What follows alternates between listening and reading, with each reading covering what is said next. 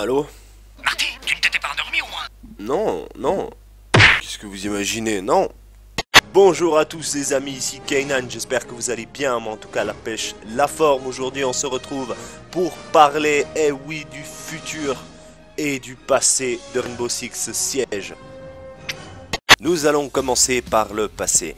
Ce mercredi 16 décembre, nous avons eu une mise à jour de 560 MO et je vous fais cadeau des poussières. Un pack de textures Ultra HD, donc j'ai regardé ça et je trouve ça plus ou moins chouette. Surtout notable si on joue en 4K, donc je vous laisse imaginer la config qu'il faut. Moyenne config, voire moyenne grande config. On se la carre, hein. Oui et non, c'est-à-dire que oui parce que ça fait plaisir à une petite minorité et non parce que c'est difficilement accessible à 4K, un processeur de 6 Go et plus. Merci copain. Bah on va faire un calcul hein. Alors, convertir 6 Go en gigawatts. Ça fait 2,21 gigawatts. Allô doc? Il me faudrait 2,21 gigawatts pour faire fonctionner. 2,21 gigawatts 2,21 gigawatts Mon Dieu! Alors c'est très bien, je dis pas. Le seul problème pour moi c'est qu'ils essaient de s'auto-tirer à distance, c'est-à-dire de profiter de bons graphismes pour pouvoir être le plus loin, le plus en avance possible. Je pense que vous comprenez le truc. Et ils seront les précurseurs du 4K, donc c'est pas si mal non plus. Voilà, donc moi je préférais, ils ont dû grave bosser dessus, c'est ça. Et j'aurais préféré, je sais pas, qui bosse sur le netcode ou le matchmaking, ce genre de petites choses, vous savez. Après, de deux, ils ont mis une nouvelle fonctionnalité pour le team kill. Ils ne précisent pas exactement comment ça fonctionne. Ils ont tout simplement dit qu'ils ont mis en place des nouvelles choses pour pouvoir les détecter. Pour ma part, je pense que c'est une exclusion si on tue un personnage trop rapidement au début de la game, une ou deux fois de suite. Voilà. Ils disent aussi qu'ils ont fait un système d'exclusion, c'est-à-dire par les joueurs, un système en fait de ban. Imaginez le joueur fait une kill 10 secondes après le début de la partie. Tout de suite après, il a que 2 votes d'exclusion, je pense, qu'il pourra dégager. À voir comment ça fonctionne. Oui, je suis pour, c'est très bien. N'empêche que moi, je n'ai jamais eu de problème. Jamais eu de problème depuis la bêta ouverte. Wallah billah Jawad. Ce qui m'est arrivé avec le drone dans ma deuxième vidéo sur le BABA de la défense, ça m'est réellement arrivé. Et après, il m'a tué à la manche suivante. C'est le seul problème que j'ai eu. Sinon, j'ai eu zéro problème. Vous devez pas avoir de chance, quoi. Suivant, l'amélioration de l'inscription des dommages et les pseudo-problèmes de netcode, comme par exemple le fait que quand de temps en temps sur la killcam vous voyez des choses qui sont un petit peu ahurissantes, et ben ils sont en train d'affiner tout ça. Alors pour moi ça c'est hyper agréable, il reste un petit peu vague là-dessus, c'est des détails de base, par exemple quand on est en rappel, des choses comme ça, un truc un petit peu plus fin pour les dégâts et tout. Ils sont en train de trouver leur marque, oui, mais c'est pas suffisant. Il faudra vraiment un netcode, je pense, à la Counter-Strike. Désolé de citer toujours, mais c'est comme ça. Vraiment infaillible, quoi. On n'est pas sur Battlefront, donc ils peuvent faire ça. Il n'y a pas des explosions partout et puis 150 joueurs sur la même map, quoi. L'amélioration du matchmaking. Donc ils nous ont concocté un petit truc bien sympa, que maintenant ce qu'ils font c'est que vous allez rechercher un groupe avec des gens du même rank que vous, en gros les mêmes caractéristiques, et s'ils n'arrivent pas à trouver, chaque seconde ils montent de rang. Donc plus vous attendez, théoriquement, plus vous allez tomber comme des oufs, si ça marche pas, voilà.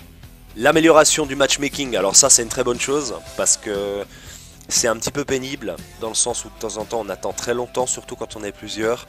Alors s'ils arrivent à trouver un juste milieu pour ne pas faire attendre 8 plombes et demi, c'est sympathique. Parce que sur mon attel, j'ai au moins 40 jeux hein, pour attendre un match. Ils ont changé aussi l'évaluation. Quand une équipe de rang inférieur bat une équipe de rang supérieur, si vous voulez, si vous étiez avec un moins haut grade et vous battiez un plus haut grade, le plus haut grade et le moins haut grade prenaient une sacrée claque. Et ça, ils ont descendu, c'est-à-dire que c'est affiné et on perd ou on gagne un petit peu moins de points. Les pénalités, pour avoir quitté le matchmaking en classé, a été réduit de 15 à 8 minutes. Simplement, je pense, parce qu'ils ont pas mal de bugs. Des gens qui se font déconnecter et tout, et ils ont dit que c'était temporaire.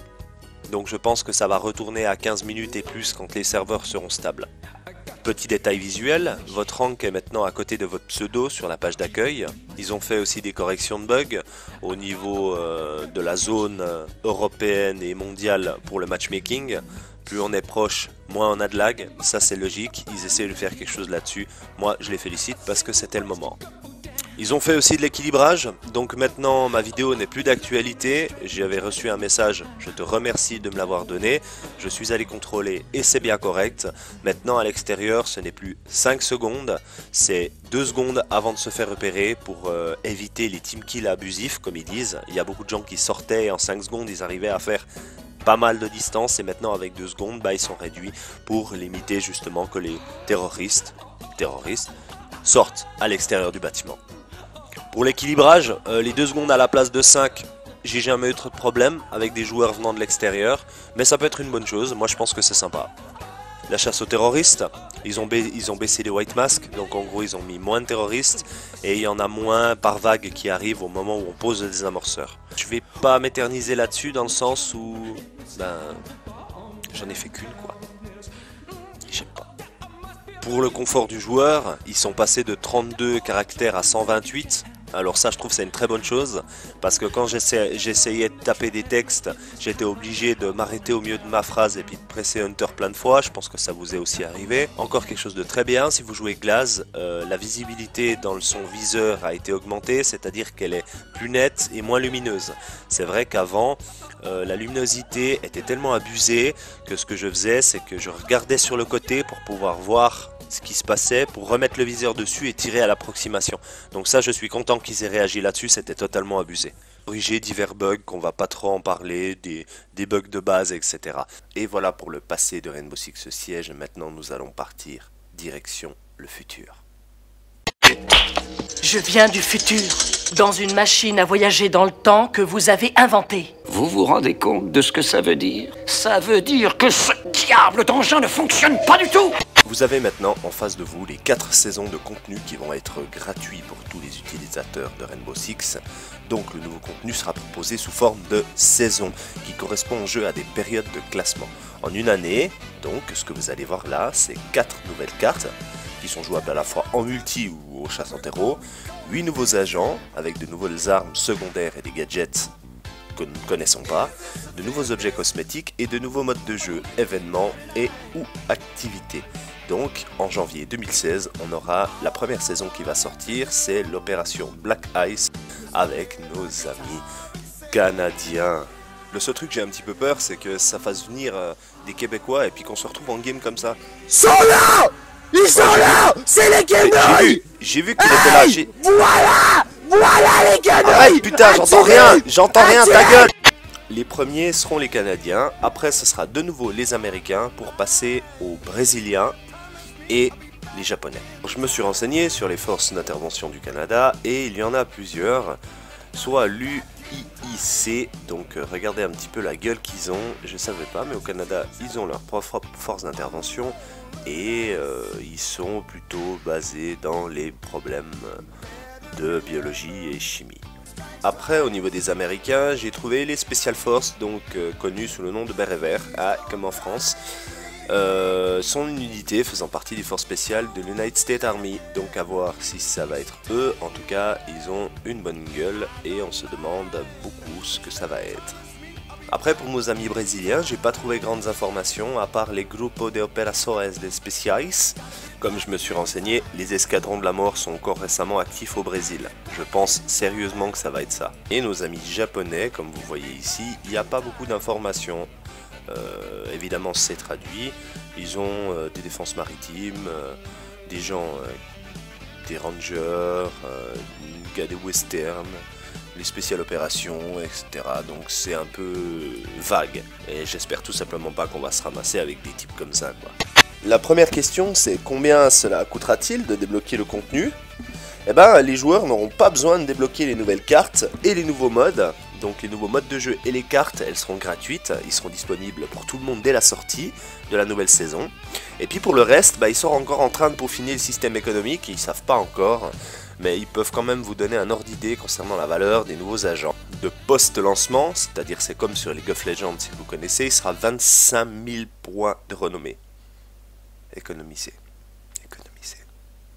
première semaine, et après coup, ils descendront à des prix moyens de 600 crédits à 500 crédits environ. Ça, c'est encore à voir. Concernant les skins d'armes, ils veulent être sûrs que tout le monde s'y retrouve, donc il y aura 5 niveaux de skins disponibles. Il y a les niveaux 1, 2 et 3 qui promettent de bloquer avec la renommée, et les niveaux 4 et 5 avec des crédits. Évidemment, parce que 4 et 5 ce seront les plus beaux, et ils veulent que vous payiez. Moi, ça me dérange pas de nouveau, puisque c'est cosmétique, donc si vous avez envie, achetez-les. Et voilà, c'est fini pour le futur de Rainbow Six Siege. J'espère que vous avez apprécié cette vidéo, qu'elle vous a appris pas mal de trucs. En tout cas, moi, je me suis bien fait chier à la faire, mais c'est avec plaisir. Vous êtes bientôt plus de 20 à me suivre actuellement. Je vous remercie infiniment.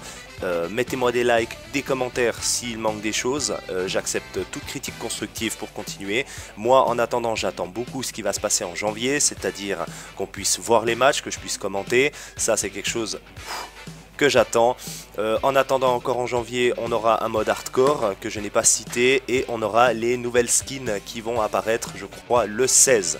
Jusque là, les amis, on va bientôt passer à de nouvelles vidéos. Je vous dis, soignez-vous bien, prenez soin de la communauté de Rainbow, vous en êtes capable, et je vous dis à la prochaine. Restez à couvert les Rainbow. Ciao.